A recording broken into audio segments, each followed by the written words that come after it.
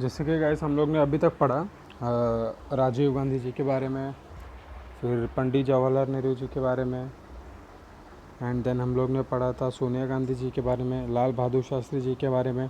पंडित जवाहरलाल नेहरू के अपने first prime minister थे, उसके बाद लाल बहादुर शास्त्री जी बने, फिर उसके बाद इंदिरा गांधी जी अपने नेक्स्ट प्राइम मिनिस्टर उनके बाद बनी थी। फिर कैसे उनका असैसिनेशन हो गया जब भी उन्होंने सिख्स को मारने के लिए वहाँ पे जो टेररिस्ट घुसे थे सिक्स टेम्पल्स में, तो वहाँ पे जब भी इंडियन ऑपरेशन चलाया गया, यहाँ से अपने सोल्जर जाके सारे सिख्स को मार दिए, तो कुछ सिख्स नाराज़ हो गए थे। तो जब कुछ सिख्स नाराज़ हो गए थे तो उन्होंने क्या किया था, कुछ क्या बहुत सारे सभी नाराज़ हो गए थे। उन लोग को अलग से अपना एक देश चाहिए था, खालिस्तान करके ऐसा चल रहा था, उन लोग का मूवमेंट चल रहा था कि हमें अलग कर दो ये वो। तो ये बहुत सारा प्रॉब्लम क्रिएट कर रहा था। तो उन्होंने क्या किया था, सोल्जर्स भेजे थे। सोल्जर्स ने क्या किया, वहाँ के लोगों को सबको, जितने भी टेररिस्ट थे उन लोग को मार गिराया। अब जब भी सोल्जर्स ने उनको मार गिराया तो बहुत सारे सिख्स उनसे गुस्सा आ गए थे, और उनमें से उनका एक बॉडीगार्ड था। तो एक बॉडीगार्ड ने क्या किया, उन्हें भी असैसिनेट कर दिया, उन्हें भी मार दिया। तो इस तरीके से उनके डेथ के बाद राजीव गांधी बने। फिर जब राजीव गांधी बन गए थे तो राजीव गांधी के बनने के बाद क्या हुआ, श्रीलंका का इशू आया। वो तमिलनाडु श्रीलंका, वो वहाँ पे टेररिस्ट लोग अलग सब डिमांड कर रहे थे। तो वहाँ पे जो इन्होंने बोला नहीं जमा उन लोगों को, तो उन लोग ने भी क्या किया, राजीव गांधी को भी असैसिनेट करवा दिया, मरवा दिया। तो फिर इसके बाद में राजीव गांधी के ऊपर ऑलरेडी करप्शन का सब चल रहा था। तो फिर क्या हुआ, नई गवर्नमेंट फॉर्म हुई थी अलायंस करके, जिसमें फिर अलग अलग लोग बने। फिर बाद में एक और गवर्नमेंट फॉर्म हुई, इसमें अटल बिहारी वाजपेयी जी बने। जब बीजेपी का फॉर्मेशन हुआ अलायंस करके, तब जब बीजेपी का फॉर्मेशन हुआ तो उन्होंने इंडिया को कैसे आगे बढ़ाना है, कारगिल वॉर जो हुआ था तुम लोग को मैंने आगे बताया था, पाकिस्तान के साथ क्या क्या हुआ उसमें। तो ये सारी चीज़ें हुई। जब ये सारी चीज़ें हुई तब अब कैसा हुआ, तो हिस्ट्री धीरे धीरे चेंज हो गया और इंडियन इकोनॉमी का पढ़ने फिर आया। अब ये सब तो हुआ, अब जिम्मेदारी क्या आई कि हमें इंडियन इकोनॉमी को कैसे बूस्ट करना है। अब ये वॉर हुआ, उसको कैसे नुकसान हुआ और बहुत सारी चीज़ें थे, तो इंडिया को बहुत सारा लॉस हुआ था। तो अब ध्यान किस पे करना था हमें, कि इंडिया की इकोनॉमी को कैसे बूस्ट किया जाए। तो आगे आज हम पढ़ने वाले इंडियन इकोनॉमी के बारे में। Right from independence, the modernization of economy, economic self-sufficiency, and social justice have been characteristic of Indian economy. अब देखो, इंडिपेंडेंस के बाद से मेन मोटिव हो गया था कि हमें इंडियन इकोनॉमी को बनाना है, उसको क्या करना है, मॉडर्नाइज तरीके से इंडियन इकोनॉमी को बूस्ट करना है, इकोनॉमिक सेल्फ सफिशिएंसी लानी है, मतलब खुद के दम पे करना है, अपने इकोनॉमी को बढ़ाना है, उसको ग्रेट करना है, ऊपर लाना है। और सोशल जस्टिस मतलब कि इक्वलिटी हो, एक हिसाब से सबके लिए, किसी भी मतलब सबकी जो इकोनॉमी हो इक्वल होनी चाहिए। मतलब इंडिया में अगर कोई गरीब नहीं होना चाहिए, कोई अमीर नहीं होना चाहिए, कि सबके लिए अगर कोई चीज़ बना रहे, अगर प्रॉफिट हो तो इक्वल हो। मतलब ये सारी चीज़ों को ध्यान में रख के बनाया जा रहा था, वो सिस्टम हम लोग चलाने की कोशिश करते हैं। India wanted to acquire modernity and self reliance by establishing industry. India को क्या चाहिए था, मॉडर्न तरीके से और सेल्फ रिलायंस, इसके लिए खुद के दम पे उस वजह से क्या किया, इंडस्ट्री सेटअप करना चालू किया। We wanted to establish an economy based on social justice through planning. बताया ना तुम लोग को, सोशल जस्टिस होना चाहिए, मतलब सबके लिए इक्वलिटी होनी चाहिए, जस्टिस मिलना चाहिए सबको, और इसको प्लानिंग के थ्रू हम लोग करने की कोशिश करते। For this the national planning commission was establish that would coordinate development through the policy of 5 years plan. अब इस चीज़ को, इक्वलिटी सबको मिले, ये चीज़ को मेंटेन रखने के लिए क्या किया गया, नेशनल प्लानिंग कमीशन को बिठाया गया। अब जो नेशनल प्लानिंग कमीशन था उसने क्या किया, वो आने वाले 5 साल के लिए पॉलिसी बनाता है कि ऐसे ऐसे चलेगा तो सबको इक्वल वैल्यू मिलेगा, सबको प्रॉब्लम नहीं आएगा, ऐसे ऐसे करके सिस्टम चलता है। तो उन्होंने ये प्लानिंग किया। इसके बाद में क्या होता है देखो, the Narasimha Rao government started economic reforms from 1991।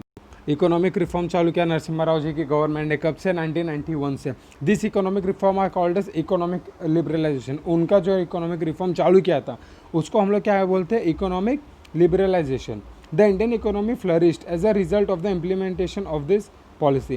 The foreign investment in India increased. अब ये सब जब प्लानिंग हुआ, सब कुछ हुआ, इनका जो रिफॉर्म आया इनकी गवर्नमेंट ने लाया, इसकी वजह से क्या हुआ, थोड़ा बूस्ट होने लगा इकोनॉमी।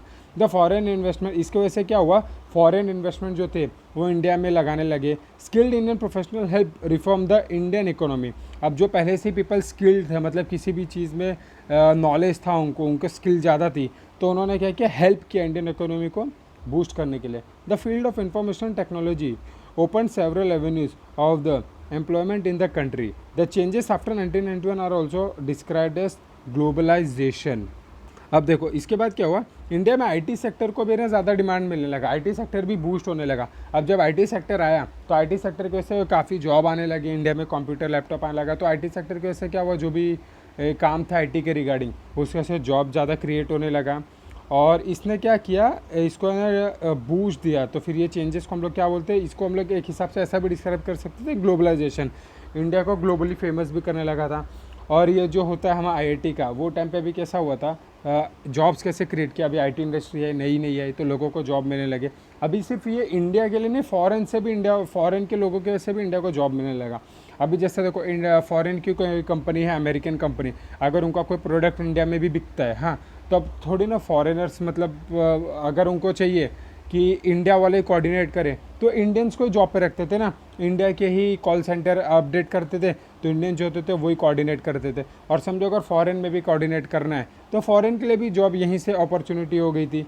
तो ऐसा ऐसा करके है ना, बहुत सारी चेंजेस आने लगी थी इंडिया में, एम्प्लॉयमेंट बढ़ गया था आईटी इंडस्ट्री की वजह से।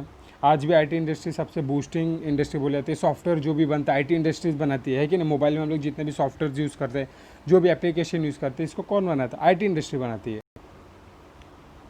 इसके बाद है science and technology. Two major event must be mentioned while describing India's effort toward self reliance. अभी देखो, इंडिया को सेल्फ रिलायंस, खुद के दम पे होने के लिए जब हुआ था, तो दो मेजर मूवमेंट है, उसको ध्यान में रखना चाहिए। कौन कौन सा? Doctor M S Swaminathan is known as the father of green revolution in 1965। 1965 में क्या किया था उन्होंने, इंडिया में ग्रीन रेवोल्यूशन लाया था। किसने लाया था? M S Swaminathan. इसके लिए उनको फादर ऑफ ग्रीन रेवोल्यूशन बोला था। He implemented new scientific agricultural techniques and increase the production of food grains. The experiment in cooperative dairy movement by Dr. Verghese Kurian led to increased milk production in India. This is called as white revolution. अब देखो green revolution कैसा लाया था उन्होंने, सबसे पहले तो स्वामीनाथन जी ने क्या किया, टेक्निक्स दिया कि फूड ग्रेन्स को कैसे ज़्यादा से ज़्यादा उगाया जाए, उपजाऊ किया जाए। उन्होंने उनकी हेल्प से, न्यू टेक्निक से क्या हुआ, फूड ग्रेन्स में अपना एस्टेब्लिशमेंट बढ़ गया, ज़्यादा मतलब खेती होने लगी, इंडिया को प्रॉफिट ज़्यादा होने लगा, फार्मर्स को होने लगा, एग्रीकल्चर में बढ़ गया, फूड ग्रेन्स में बढ़ गया। अब उसी तरीके से डॉक्टर वर्गीस कुरियन ने क्या किया, डेयरी इंडस्ट्री को बढ़ाया। मतलब अभी अपना जो डेयरी इंडस्ट्री होता है, जैसे अमूल हो गया, महानंदा हो गया, ये सब चीज़ें, ये सब जो इंडस्ट्रीज़ है, जैसे समझो वो टाइम पे मिल्क प्रोडक्शन इंडस्ट्रीज को क्या किया, बढ़ावा दिया और लोगों को सिखाया कैसे किया जाता है। इसके वजह से क्या हुआ, वाइट रेवोल्यूशन है। अब दूध का कलर क्या होता है, वाइट होता है, तो इसलिए एक हिसाब से हम लोग बोल सकते हैं वाइट रेवोल्यूशन भी आया कि दूध का भी, डेयरी का भी चालू किया गया। अब उसकी वजह से कितनी सारी चीज़ें, दूध कैसे पनीर बनती है, छाछ बनती है, तो ये हर चीज़ में मिल्क के वजह से बहुत सारी चीज़ें बनती है, तो वो रेवोल्यूशन लाया गया था। India had also made a lot of progress in the field of atomic energy and space research. अब इसी के साथ साथ इंडिया ने क्या किया था, अपना स्पेस रिसर्च और एटॉमिक एनर्जी, इसमें भी क्या किया, अपना जो होता है ना, हम लोग बोलते इन्वॉल्वमेंट और एस्टेब्लिशमेंट, दोनों चीज़ें क्या की थी, बढ़ा दी थी। अब ये किसके हेल्प से होता है? Doctor Homi Bhabha laid the foundation of Indian atomic power program. वो जो डॉक्टर होमी भाभा थे, उन्होंने इस फाउंडेशन किया और इंडिया को हेल्प आउट किया कि इसमें कैसे आगे बढ़ा जाए स्पेस रिसर्च में, जो वो काफ़ी होते। इन्होंने एटॉमिक पावर के लिए, एटॉमिक पावर और न्यूक्लियर पावर यूज़ करने के लिए, लेकिन एटॉमिक पावर कैसे यूज़ किया जा सकता है उस चीज़ में, एटॉमिक एनर्जी को कैसे यूज़ किया जा सकता है अपने फ़ायदे के लिए, उससे रेवेन्यू कैसे जनरेट किया जा सकता है, मिसाइल्स कैसे बनाए जा सकते हैं, ये सारी चीज़ों में इन्होंने काम किया था। India instead of using atomic energy for peaceful purposes like generating of, India insisted, अब इंडिया ने क्या किया था, जो भी पीसफुल पर्पसेस थे, जैसे कि जो एटॉमिक एनर्जी को किस में यूज़ किया, इलेक्ट्रिसिटी बनाने के लिए, फार्मेक्चुअल मतलब ये फार्मासेक्चुअल मतलब फार्मेसी में दवाई बनाने के लिए, एंड डिफेंस और अपने डिफेंस को मजबूत करने के लिए इन्होंने क्या किया, एटॉमिक एनर्जी का जो थोड़ा होता है यूज़ किया। इसके बाद क्या होता है, India has achieve considerable success in space technology as well. India ने स्पेस टेक्नोलॉजी में भी अच्छा खासा नाम कर लिया था, सक्सेस पा लिया था। In 1975 the first satellite Aryabhata was launch.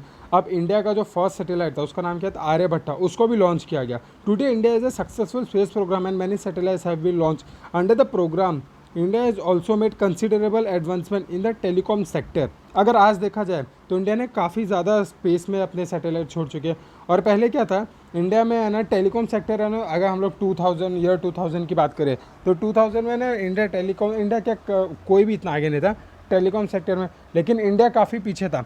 लेकिन अगर हम लोग 2000 के बाद से देखा जाए, 2001, 2, 3, 4, 5 और अभी रिसेंट में तो देखा जाए, इंडिया ने टेलीकॉम सेक्टर में इतना ज़्यादा इंडिया आगे हो गया है कि पूछो मत। एक हिसाब से देखा जाए तो नेट तो सबसे ज़्यादा अगर एक कंट्री वाइज देखा जाए, जब से जियो आया है तो इंडिया में यूज़ किया जाता है, और उससे भी ज़्यादा और सबसे सस्ता चीप भी।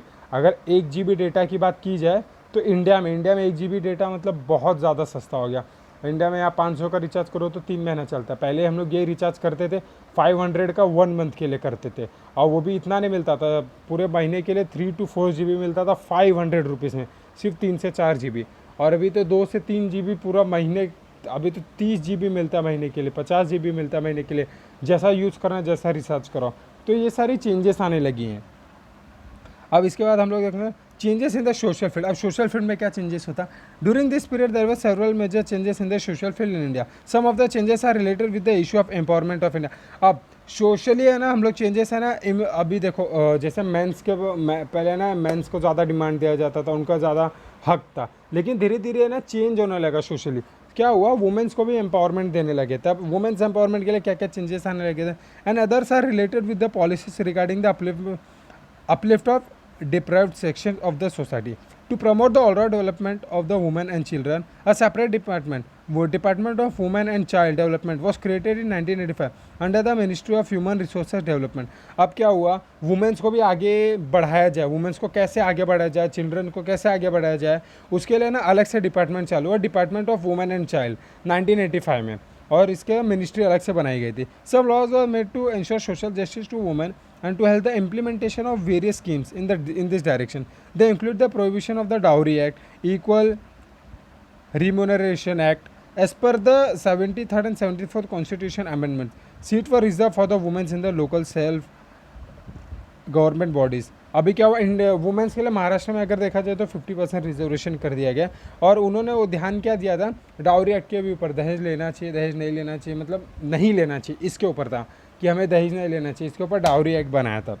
According to the makers, the Indian constitution, some constituent of the Indian society were deprived of the dignity and equal opportunities due to the caste system. The Kaka Saheb Kalekar Commission was set up in the 1953 to make recommendations as to improve their conditions. काका साहब Kalekar commission बनाया गया ताकि उनकी conditions को सुधारा जाए। इसी के साथ साथ देखो आगे क्या हुआ था, a commission was constituted under the chairmanship of B P Mandal to study the issue of the backward classes. अब देखो पुराने ज़माने में क्या होता था मालूम है, जो बैकवर्ड क्लासेस है उनको है ना नीच जात बोला जाता था, उनसे उनको छुआ भी नहीं जाता था, और उनको ना बहुत सारे उनके जो राइट्स होते हैं, जैसे कॉलेज में पढ़ना, स्कूल में पढ़ना, ये पढ़ने में ना बहुत सारी दिक्कतें आती थी, मतलब कोई भी चीज़ें मिलने में बहुत दिक्कत है। तो नई नई पॉलिसी, जैसे डॉक्टर बाबा साहब अम्बेडकर ने जो एकदम नीचे जात वाले थे उनके लिए बहुत कुछ किया, तो ऐसे ही ना the policy of reservation was adapted in order to strengthen the representative of the backward section in the various service and institution. The government passed the Prevention of the Atrocities Act in 1989 to enable those belonging to the scheduled caste and the tribes to live the dignity and respect free from fear, violence and oppression of the upper classes. अब क्या किया गया, OBC other backward classes के लिए ना अलग से reservation बनाया गया, समथिंग अराउंड 27% शायद से रिजर्वेशन था, तो रिजर्वेशन बनाएगा। अब ये रिजर्वेशन से बेनिफिट होता था, अगर जैसे हम लोग कॉलेज में, गवर्नमेंट जॉब्स में, अगर कॉलेज में देखा जाए तो पहला 27% उनके लिए फिक्स कर दिया गया था कि अगर उन लोग रहेंगे उनको प्रायोरिटी पहले मिलेगी। आज भी है वो रिजर्वेशन सिस्टम। तो ये इसलिए किया गया था कि पहले के ज़माने में उन लोगों को कुछ नहीं मिलता था, तो इसकी वजह से जो उनके कास्ट के लोग थे, जो गरीब लोग थे, इस वजह से उन लोग गरीब रह जाते थे और आगे नहीं बढ़ पाते थे। तो धीरे धीरे इसको चेंज किया गया, और अपर क्लासेस वाले उन लोग को ताना देते थे, और अपर क्लासेस वाले उनको उल्टा सुल्टा बोलते थे और छूते नहीं थे, और बहुत कुछ उनका जो प्रॉब्लम होता था वो प्रॉब्लम सॉल्व करने के लिए ये उन लोग ने रिजर्वेशन सिस्टम ला दिया था।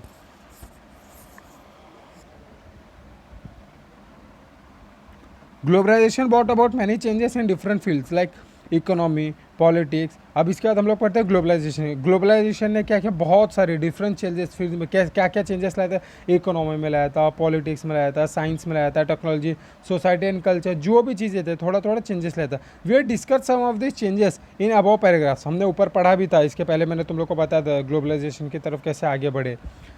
India is emerge as an important country in the global scene in different spheres. India क्या किया ग्लोबल लेवल पे, अभी क्या हो गया था, अपग्रेड होने लगा था, इंपॉर्टेंट कंट्री के नाम में आने लगा था। India is an important member of international organisation like G20 and BRICS. अभी इंडिया क्या था, G20, जो G20 मतलब टॉप 20 एक हिसाब से G20 ने एक पावरफुल कंट्री के लिए अलग से एक इन लोगों ने बनाया था, अपना अपना जैसे ग्रुप होता है। जैसे अभी हम लोग एक क्लास में 10 जन है और 6 जन ने अपना ग्रुप बना लिया, तो क्या होता है ग्रुप जिसका बन जाता है तो वो लोग कैसा पावरफुल इसमें आने लगते हैं ना। उसी तरीके से G20 और BRICS, Brazil, Russia, India, China, South Africa, ये मिलके ना अलग से ना इंडिया ने अलग अलग 2 ग्रुप बनाए थे। India is experience an important revolution in the field of telecommunication technology, जो तुम लोग को बताया अभी बूस्ट हुआ जो इंडिया का टेलीकम्युनिकेशन, ये mobile phone, internet and the communication facilities based on satellite have spread all across the country. In the political field, India has demonstrated to the world how a stable democracy can functionally successfully. तो अभी क्या हुआ था, India ने भी क्या किया, democracy अपनाया। तो अभी देखो इंडिया में डेमोक्रेसी चल रहा है। Democracy is for the people, by the people, to the people. Democracy इंसानों मतलब लोगों के लिए होता है, नॉर्मल जो अपनी पब्लिक होती है पीपल के लिए होता है, for the people, to the people और by the people. All this has resulted in the total transformation in the lifestyle of Indians and specially in the youth. इसके से क्या हुआ, यूथ में ट्रांसफॉर्मेशन हुआ। This changes are visible from the directory habits, clothing, languages and beliefs. In the next chapter we are going to study some internal changes before India. अब देखो ये lesson में हम लोग ने कैसे प्राइम मिनिस्टर्स के बारे में पढ़ा, कैसे ये हुआ, ग्लोबलाइजेशन के बारे में पढ़ा। अब आगे हम लोग क्या पढ़ने वाले, इंडियाज़ इंटरनल चेंजेस, मतलब इंडिया का जो इंटरनल चेंजेस है तो वो हम लोग पढ़ने वाले हैं। नेक्स्ट चैप्टर पे काफ़ी इंटरेस्टिंग होगा। ये चैप्टर तो भी काफ़ी इंटरेस्टिंग था। अगर किसी को भी कोई डाउट है then you can definitely ask me, call me और just text, I will reply you. Okay, bye.